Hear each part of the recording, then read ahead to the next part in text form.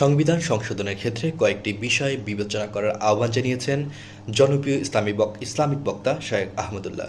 বুধবার নিজের verified Facebook পেজে এক পোস্টে তিনি একথা বলেন।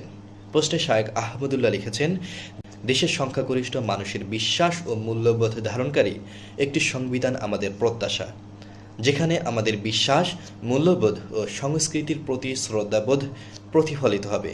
সংবিধানে দেশের সংখ্যাগরিষ্ঠ মানুষের ধর্মীয় বিশ্বাস, মূল্যবোধ ও চেতনার পরিপন্থী কোনো ধারা, উপধারা সংযোজন করা যাবে না এবং থাকলে তা অপসারণ করতে হবে।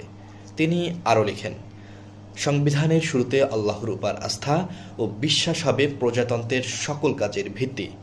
এই বাক্য পূর্ণ সংযোজন করতে হবে, যা বিগত সরকার সংবিধান থেকে অপসারণ করেছে।